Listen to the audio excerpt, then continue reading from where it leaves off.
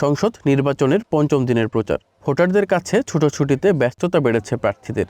সকাল থেকেই 11 দলীয় জোট প্রার্থী সমর্থকদের আনাগোনায় মুখর রাজধানীর বিভিন্ন পাড়া মহল্লা। ঢাকা মেডিকেল কলেজের সামনে থেকে গণসংযোগ শুরু করেন ঢাকা ৮ আসনের প্রার্থী নাসিরউদ্দিন পাটোয়ারি।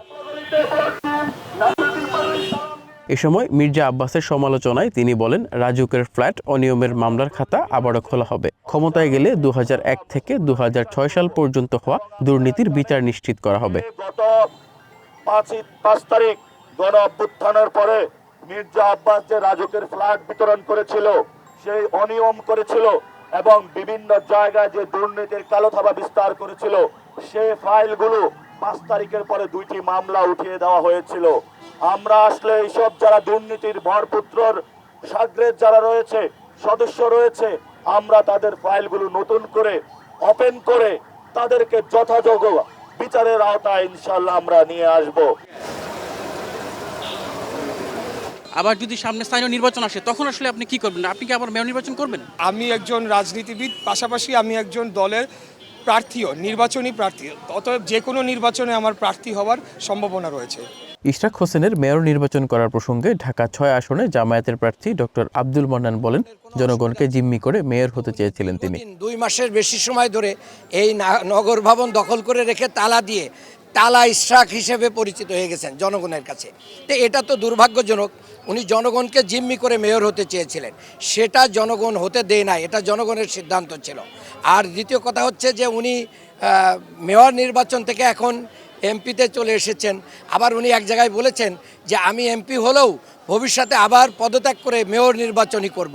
তাহলে একজনকে খুশি করার জন্য কি এতগুলো নির্বাচনের জনগণ সিদ্ধান্ত নেবে? প্রশাসনের পক্ষপাতিত্বে ইঞ্জিনিয়ার ইশরাক পেশি শক্তি প্রয়োগের চেষ্টা করেন বলেও অভিযোগ 11 দলীয় জোটের এই প্রার্থীর। তবে বিজয়ী হলে ইশরাককে সাথে নিয়েই এলাকার উন্নয়নে কাজ করার প্রতিশ্রুতি দেন আব্দুল মান্নান। প্রশাসনের কিছু পক্ষপাতিত্ব আমরা দেখতে পাচ্ছি এবং বিশেষ করে ইঞ্জিনিয়ার ইশরাক সাহেব জামাতকে চাইলে ঘর থেকে বের হইতে দেওয়া হবে না এই জাতীয় বক্তব্য দেওয়ার মাধ্যম দিয়ে উস্কানি ছড়িয়ে দিয়েছেন বলে আমি মনে করি।